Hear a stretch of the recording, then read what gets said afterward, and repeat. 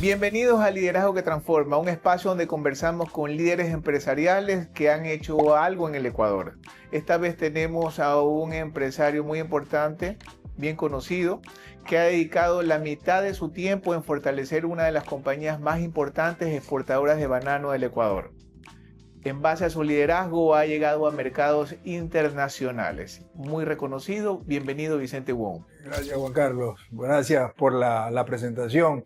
En realidad, un negocio que lo empezó mi padre como fundador y bueno, ya me tocó a mí y a mis hermanos complementarlo, institucionalizarlo y verdaderamente proyectarlo a más mercados, ¿no? Y hacer un negocio corporativo, que es en realidad lo que nos ha tocado a la segunda generación. Y bueno, ahora estamos ya en la tercera generación, son los que están, ¿no es cierto?, han entrado y ya están dirigiendo también, ¿no? Así es. Oye, Vicente, y antes de tocar la empresa, o mejor dicho, quisiera centrarme en algo diferente. Quiero centrarme en Vicente Wong, en la persona antes del empresario. ¿Cómo era Vicente Wong? ¿Qué hacía Vicente Wong antes de asumir tremenda responsabilidad de liderazgo como empresario, como líder de la empresa? Bueno, yo te digo que siempre tuve desde los 13 años claro a dónde quería llegar. Quería ser empresario, quería acompañar a mi padre y proyectar el negocio. Y eso lo tuve claro, de ahí que decidí estudiar economía, ¿no? Y lo que dije es, a diferencia de otros amigos que querían ir a universidades extranjeras, yo decía, bueno, mi universidad es esta, la práctica, y es la mejor forma de aprender. Así que dije, me voy a quedar aquí y voy a estudiar y voy a trabajar y al mismo tiempo jugar béisbol, que era mi deporte de aquel entonces. Así que no tenía tiempo, ¿no?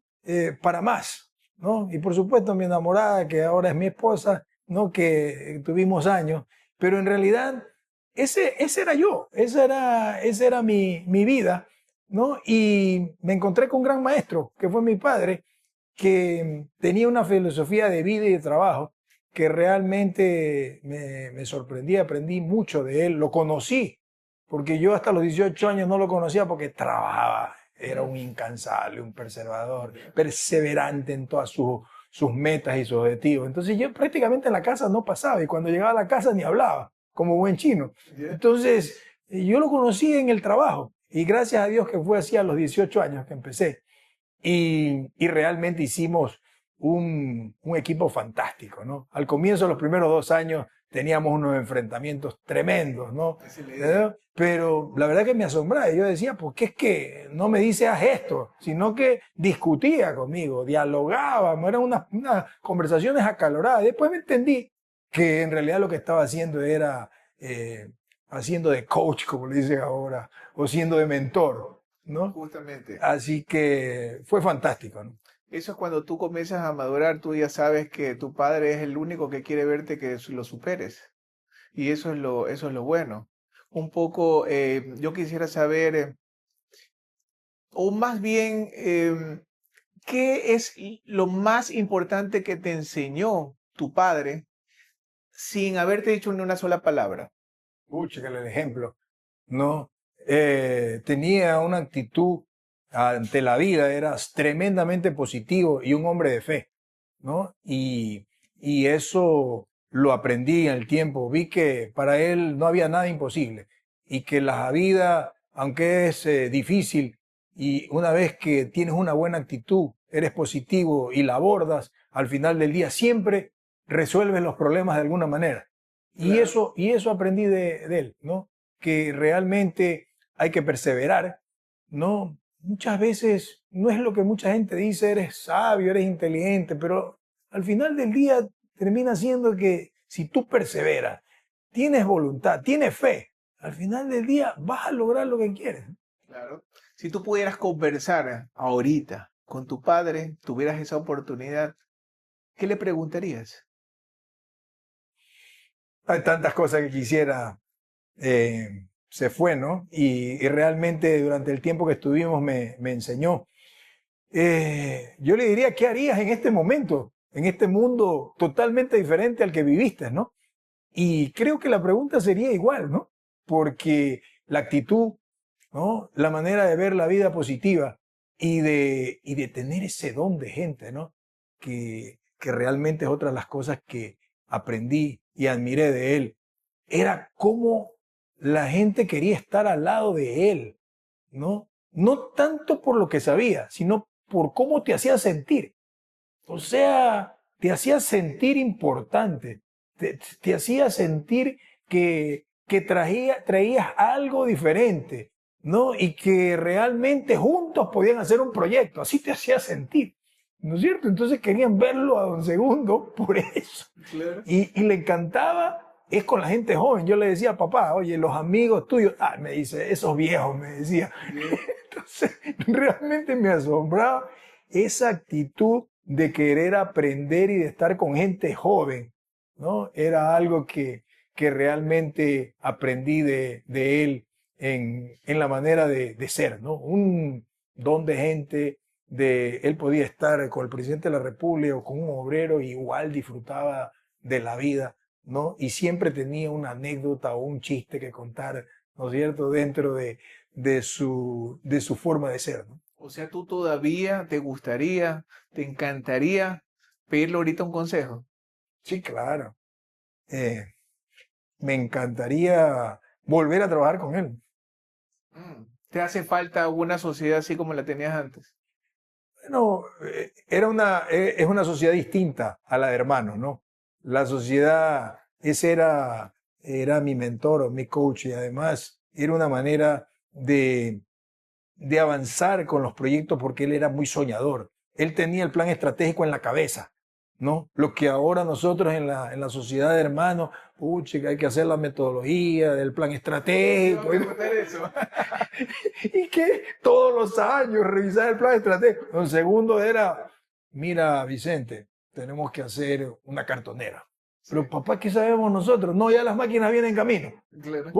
Después me decía Vicente, me dice, chat, tenemos que ser productores, ¿no es cierto? Y ya se había metido, ya se había caído con una bananera, ¿no? Y tenía claro, tenemos que estar en una fábrica de plástico y así, ¿no? Y entonces me decía, Vicente, anda, busca eso. Entonces era reto, uno tras otro, sí. ¿no es cierto? Él soñando y nosotros atrás de él. Claro. ¿No? Entonces realmente era otra institución. Ahora, puchica. Ahorita tienes que tener un plan estratégico. Hay que tener, todo tiene que alzar al fondo el plan estratégico. Tienes que presentarlo, ¿no? Tienes que ver cuánto... Hay que calcularlo. Ver cuánto vas a tener de ganancia, si vas a ver perder, vas a ver las fortalezas, vas a tener las objeciones. Y cuidado, vas a perder, cuidado. No podemos. Entonces, chuzo, era diferente. Era otra manera de actuar. Era una empresa donde era más pequeña y que cada cual tenía que buscársela, ¿no? Decía, Vicente, hay un contrato, hay que ir a firmar a la Unión Soviética, pero papá, yo qué sé de esa cuestión, ¿sabes qué? No importa, anda y a vuelta de Telex, me escribe si hay alguna pregunta, ¿no? Y me preguntan, y no hay problema, ustedes pueden, vayan, sáquenlo y firmen, no, nada con mi hermano, vayan los dos. Pero no lo cuestionabas. Así. Es que sí, teníamos siempre. Sí, tenían siempre la pelea. Siempre. Pero eso era lo lindo. Eso era lo lindo. Lo lindo era que teníamos, claro, mi padre, tratarlo con respeto, pero con unas discusiones también acaloradas. Claro, claro. Y después fue creciendo ya la familia y con mucha sabiduría nos sentó en una mesa, porque no había directorio. Nos sentó en una mesa y nos dijo, bueno, aquí está. Y él era el que servía el agua, los cafés, pero estaba escuchando, ¿no? Y teníamos nosotros así mismo, unas reuniones acaloradas. Entonces ya pasaba una hora y media, ya estábamos cansados, venía y se sentaba. Bueno, yo te escuchaba a ti, ¿no? Y vamos a ir así. Claro. Ya ¿no? Y ya cortaba el pastel. Ya cortaba el pastel y ya no se quedaba cansado, ya. Claro. ¿No? Claro. Entonces, esa era la ¿Siempre te verdad. consideraste el hijo o ya querías formar tu propio liderazgo? Bueno, muchos productores, muchos amigos me decían, tienes que ser como tu padre. Así que un día le dije, sí, yo aprecio la manera de ser de mi padre, su don de gente y tiene lindas características. Le digo, pero yo sería una mala copia. Yo no puedo ser como mi padre, ¿no? Yo tengo otras características, ¿no? Claro. Entonces,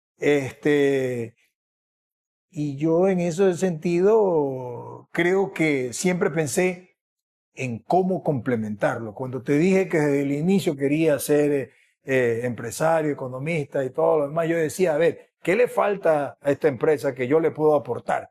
¿No? Entonces, por ejemplo, mi papá no tenía idiomas, ¿no? Entonces, yo en mi medio inglés comencé a viajar y todo y comencé a perfeccionar. Le decía, listo, complementé algo. Y eso me permitió ir a abrir nuevos Claro, mercados. claro. ¿No? Que él no tenía esa posibilidad, ¿no? Me acuerdo tanto que nosotros éramos más exportadores aquí, FOB, en el Ecuador, le exportábamos a compañías muy grandes, de las cuales aprendimos. Pero entonces me metí a estudiar cómo hacer para chartear barcos, para administrar barcos, y él lo que sí me dijo, oye, mucha gente ha perdido en eso, vamos a tener cuidado. ¿Qué es lo que estás haciendo? Entonces yo le decía, voy por aquí, por allá. Entonces me decía, no, espera, espera, hasta que un día vino una crisis en el año 93, que los bananos se nos salían por todos lados, ¿no es cierto? Ya éramos algo de productores. Y entonces me dijo, no hay más, hay que ir. ¿Ya? Y comenzamos a meterle a los barcos y dados los barcos nos fuimos al Mediterráneo, nos fuimos a Rusia, nos fuimos al Asia, ¿no? Por el hecho de tener el transporte. Claro. Entonces, esa ha sido un poco la dinámica, la curiosidad, el deseo de avanzar en la cadena de valor. Siempre ha sido esa nuestra tónica, ¿no es cierto? Siempre estar innovando, siempre adaptándonos a las nuevas realidades. Y ese ha Dice sido. que... No, y yo quería aportar eso, ¿no? Veo el liderazgo de tu padre que fue transmitido en base, justamente la pregunta. Tú estás contando varias anécdotas que aprendiste sin necesidad que haya dicho una sola palabra. Nunca te dijo tienes que hacer eso y por qué. Entonces, inclusive dicen que los líderes no son los que tienen más seguidores, sino son los que forman más líderes. Y creo que él te formó a ti. ¿Tú crees que compartes esa misma? Sí, claro. Definitivamente. Yo creo que no se Entonces, decía que los líderes tenemos que tener mucho cuidado en la manera como lo que decimos y lo que actuamos tiene que ser muy coherente, porque de otra manera de eso dependerá la efectividad de tu liderazgo, ¿no? Hay muchos líderes que hablan y no hacen lo que tienen, sí, ¿cómo se llama? Hablan. sí. Entonces yo creo que eso es importante y eso se aplica a todo nivel, no solamente a nivel empresarial, a nivel político y a nivel también de casa, ¿no? Entonces hay que cuidarse porque son los mensajes más efectivos que existen, ¿no? ¿Qué opinas de que la cultura se come la estrategia? O sea, uno puede tener el mejor plan del mundo, pero si no hay una cultura empresarial, no llegas a ningún lado. Sí, eso es tremendamente importante, porque muchas veces se consiguen grandes estrategias o se tratan de copiar grandes estrategias, pero Si no definitivamente tienes tu esa cultura. cultura no da, no te puedes adaptar, ¿no es cierto?, a esa realidad. Y entonces realmente ahí es cuando los planes fracasan, ¿no? Y fracasan por no entender realmente cómo es tu cultura de trabajo. Entonces yo sí creo que hay que hacer un traje a la medida, ¿no? Encontrar las mejores prácticas y adaptar a tu realidad, ¿no es cierto? Para Claro. verdaderamente ser efectivo en eso. No adoptar, sino adaptarla. Claro, adaptarla. Entonces, ¿qué es lo que haces? Un poco en el tema familiar es lo mismo. Tú haces un traje a la medida, ¿no? ¿Cuál es la gobernanza que tú quieres? Hay lindas cosas, hay lindas universidades y eso se ha hecho casi ciencia. Pero tú tienes que adaptar todas estas buenas ideas a tus realidades y hacer tu traje. Lo mismo ocurre en los negocios. Claro. Entonces, yo creo que es una muy buena pregunta la que haces, pero es una gran realidad para poder ser efectivo, ¿no? Tu empresa es una empresa familiar. Mi empresa es una empresa sí, familiar, pero, ¿no es cierto?, con unas estructuras corporativas e institucionalizadas, claro, que es en realidad lo que ya se convierte en una familia empresaria, no empresa familiar, familia empresaria. Muchas estadísticas de empresas familiares, eso es lo que te quería decir, es que la primera generación es la que la funda, la que tiene toda la energía, la segunda generación es la que la impulsa, llega a otros objetivos y dicen que muchas veces que la tercera la hacen decaer porque ya recibe una empresa ya constituida y no tienen ya mucho que trabajar. Pero veo que eso no sucede en tu empresa. ¿Crees que se basa mucho en la cultura que tiene, en tu cultura empresarial que posees? Bueno, hay una estadística realmente fuerte, ¿no? De que dicen que el 87% de la segunda generación no pasa a la tercera. Así es. ¿No es cierto? Entonces ya creo que hemos pasado. La tercera ya no. y que de la tercera a la cuarta pasa el 2%, 2-3%. Así es. ¿Ya? Pero es importante hablar de esa estadística. Pero a lo que tú dices, a tu pregunta, yo creo que todo empieza desde el hogar. Claro. ¿Cierto? Desde el hogar. Desde el hogar. Mucha gente ve las transiciones nada más. Por ejemplo, esta que acabamos de hacer nosotros, de transición. Oye, pero este es todo un proceso que empezó desde la casa. Claro. ¿No es cierto? Y que nada más ahora lo que se ha hecho es confirmar. Eso. ¿No? Entonces, yo creo que, y eso no ayuda mucho hoy en día con los hogares disfuncionales, porque es mucho más difícil, ¿no? En mi caso, tengo una gran esposa que juntos hemos podido formar a nuestros hijos. Y luego de esa formación en valores, hemos trabajado mucho en que ellos también involucrarlos y comprometerlos en su primer momento en el negocio, claro, ¿no? Y que ellos han podido escoger y de acuerdo a eso se han ido al extranjero y después de graduarse han tenido oportunidad de trabajar y sus experiencias y han sido recontratados, claro, ¿no? Entonces, todo eso, aunque esta historia parece trillada, tú debes lograr un compromiso desde que son pequeñitos. Hace 2 semanas me fui al cine con mis nietos, ¿no? A esta película de Toy Story. ¿Ya?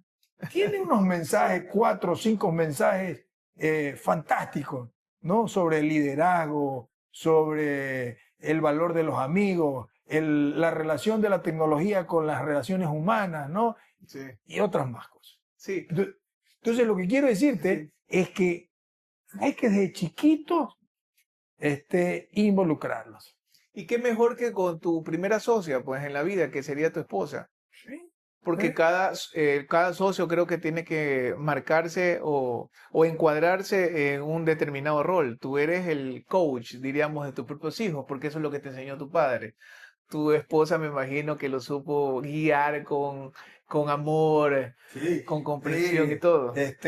Pero cada cual tiene su rol, definitivamente Claro. lo que tú dices, ¿no es cierto?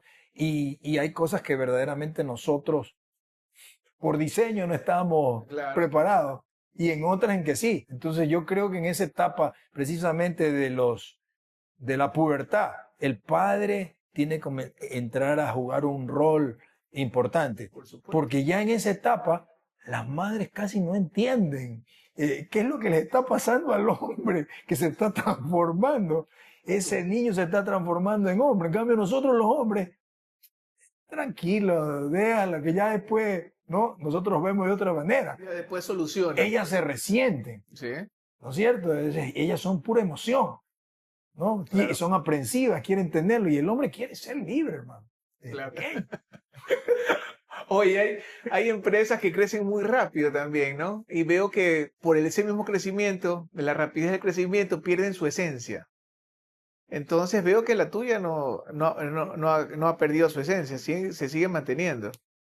Bueno, sí, la esencia es importante, ¿no? La cultura. Y la raíz, la cultura, ¿no es cierto? Es importante, los valores, porque Eso después, más adelante, cumple un marco sumamente importante a la hora de tomar decisiones. De ahí la importancia es que en estas transiciones generacionales, esas, esas personas vayan conociendo muy bien de lo que posteriormente va a ser, ¿no?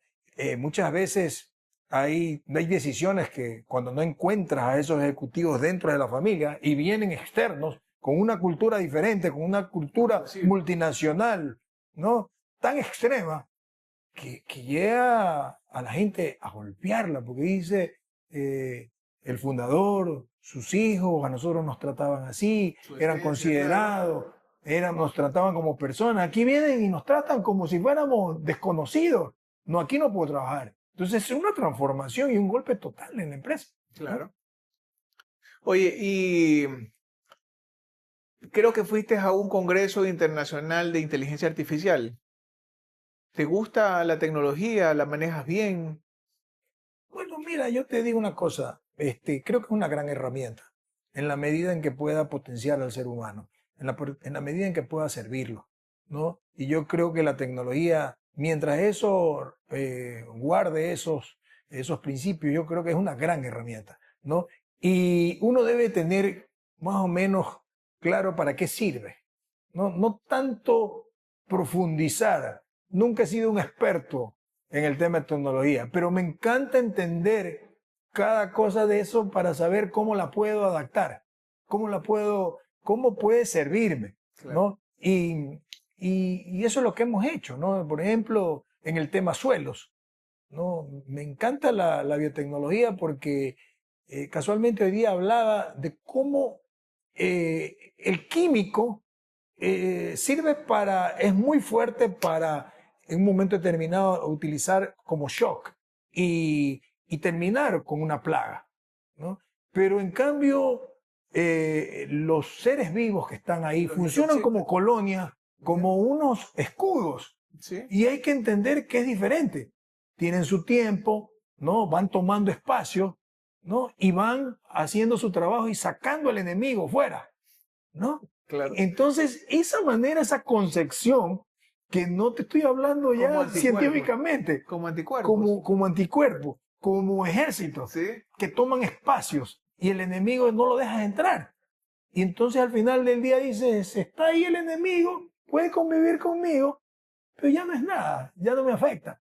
Claro. Como anticuerpos, ¿eh? Entonces, fíjate esta teoría, cómo tú la puedes realmente utilizar. Y funciona también para el ser humano, cuando te dan antibióticos. Ya no te sirve el ¿ya? antibiótico. Y de momento, no. Entonces hay que tener un balance. Y lo mismo hay que tener un balance en el tema. En el tema de agua, todo esto que estamos hablando son recursos que ya no vuelven, ¿no?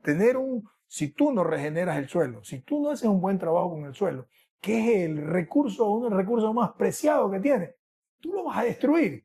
Así es. ¿No es cierto? Entonces ya estamos hablando de sostenibilidad. Tienes que tomar decisiones ahora para el largo plazo, para lo que vas a dejar. El agua. El agua hoy en día no te cuesta nada casi. Si tú te comparas con lo que pagas en otros países, no te cuesta nada. Oye, pero ese recurso ya no vuelve. Tienes que cuidarlo, tienes que ser responsable. Porque ¿a quién te va a afectar? A ti mismo.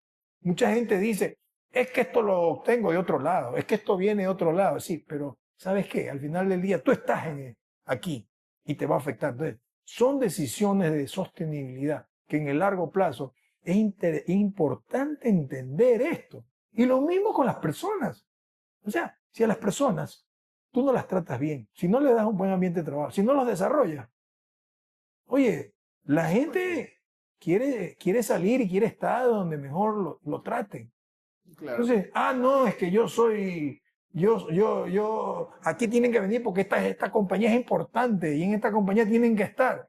Mentira. Hoy en día, con tanta red y con tanta información, busca donde mejores se encuentren, ¿no? Entonces, esa es un poco la realidad. Inclusive, claro, inclusive dicen que el talento es fácil conseguirlo, pero lo difícil es mantenerlo. Y eso es lo que estabas Es que el teniendo. problema, lo que no te das cuenta es que el talento y el líder es el primero que se te va, Claro.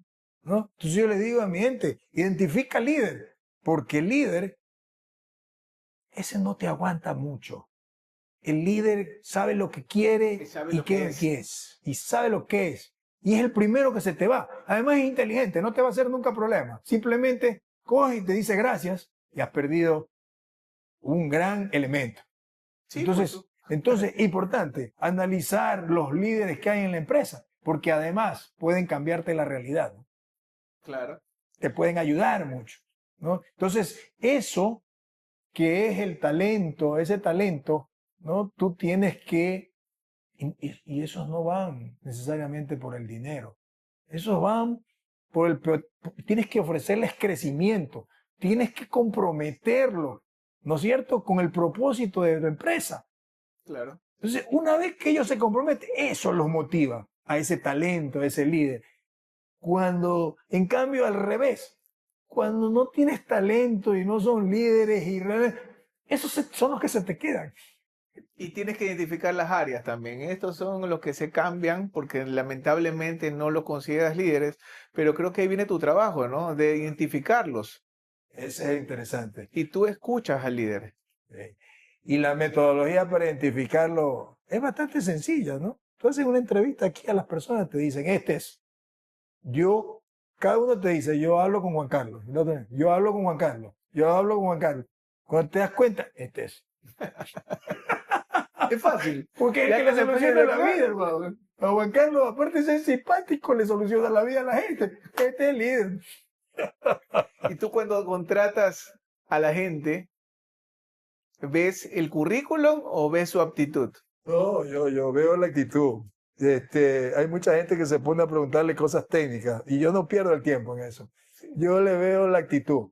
Cuando tiene una buena actitud y además me pregunta que quiere saber cómo hicimos, cómo la historia, no, quiere aprender, ¿no? También sumamente importante. La otra pista. Y la otra es, ¿cuándo empezamos? ¿Qué hacemos? ¿Tienen hambre? Claro. Yo creo que son 3 condiciones sumamente importantes para reconocer.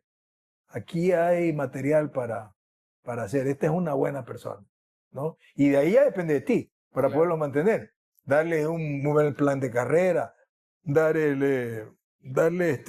motivarlo para que se desarrolle como persona. Inclusive eso es una organización de la empresa, ¿no? Tiene que tener esos... El talento humano, por claro, supuesto. el talento humano. Para poder, pero y una de las cosas difíciles cuando tienes más de 8,000 personas, ¿no? Tú dices, chuta, ¿cómo hacer? Pero hay que tener una buena estructura, ¿no es cierto? Y buenos jefes. Claro. Porque muchas veces los jefes también son duros, ¿no? Son más duros que los dueños. Tú tienes que multiplicarle. Tú tienes que multiplicarte. Darle un poquito a cada jefe. Pero no sabes qué. Algo que me gusta mucho ahora es que cuando tú te das vuelta, tienes que darte tiempo para darte vueltas en la empresa, ¿no? Pasearte y que te vea la gente y saludarlos, preguntarles, ir a donde comen ellos, ¿no? Y tú te das cuenta inmediatamente cuál es el ambiente. ¿Cuál es el ambiente? Y preguntar, y ya te vas tú con una idea de cuál es el ambiente. Y ahí vas con tus jefes.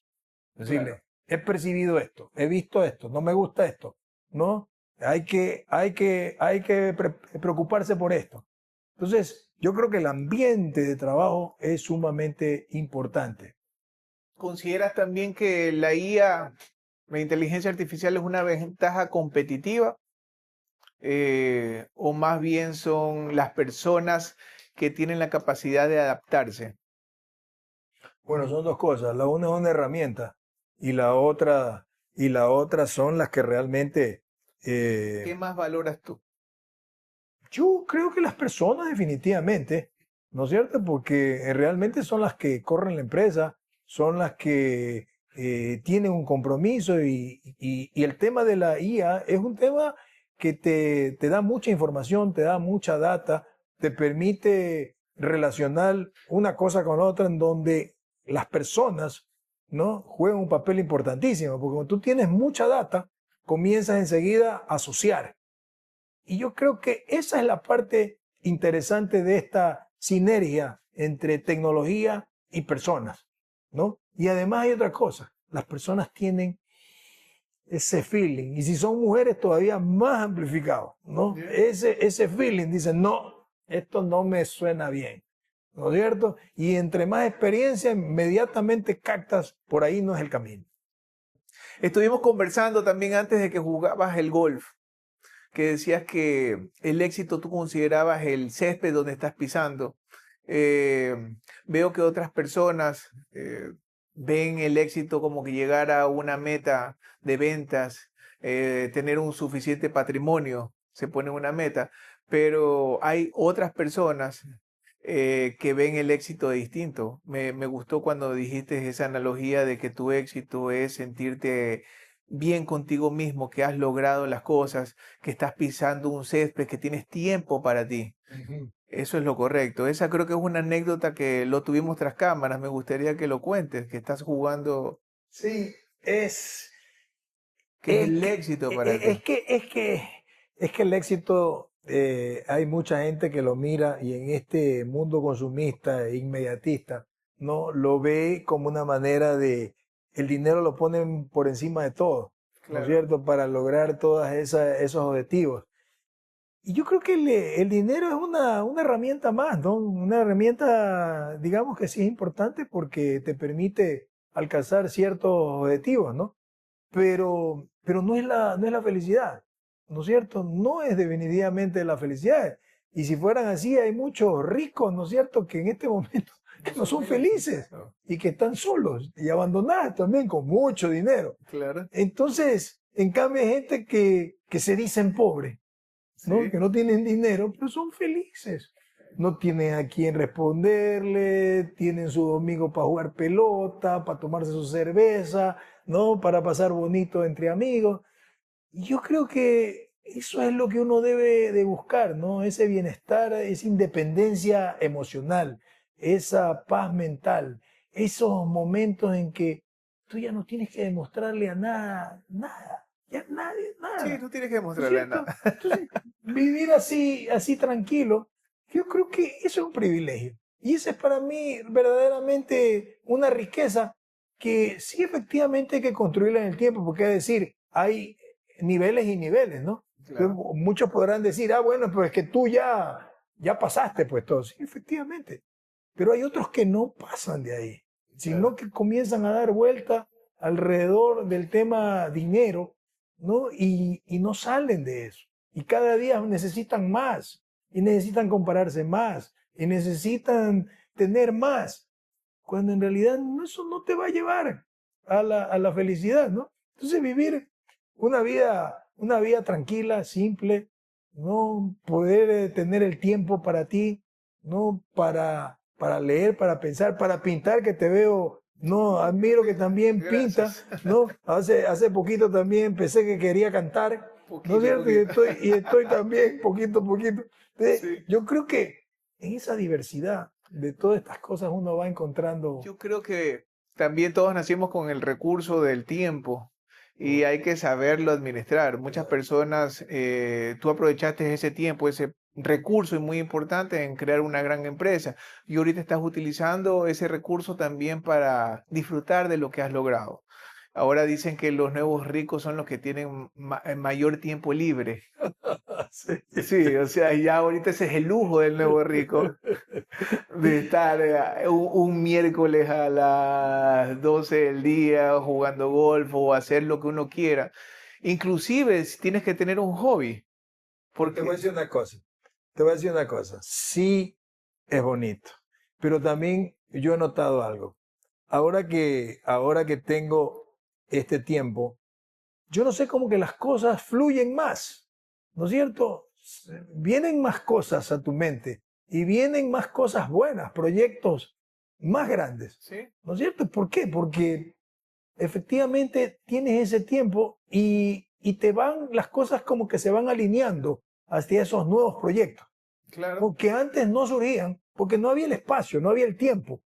Estabas viendo cosas tan pequeñas que no había el tiempo para soñar con algo con grande. algo más grande, ¿no es cierto? Entonces, creo yo que es importante en esta época tener también claro qué propósito. Y ahí yo creo que entra una parte que es importantísimo.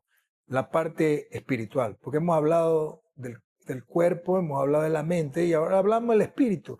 El espíritu es un tema sumamente importante, ¿no? Porque una vez que tú desarrollas eso, yo creo que vas pasando también a otro nivel.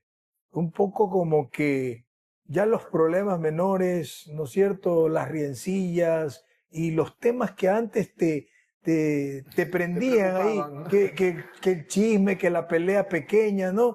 Ahora Ya lo como dejas que pasar. ya lo dejas pasar, como que te has elevado un poco más, Así es. ¿no es cierto? En el tema espiritual. Entonces, qué importante que es la oración, qué es importante que es la fe, ¿no? ¿Te Porque consideras un hombre de fe? sí, sí, y ¿Ya? en estos últimos años he trabajado muchísimo, muchísimo en leer la palabra de Dios y reflexionar alrededor de la palabra y verla cómo aplicar, porque una fe que no la puedes aplicar, la Claro. verdad, no es fe, ¿no? Es simplemente una declaratoria. Y es bueno Entonces, predicar lo que practica uno.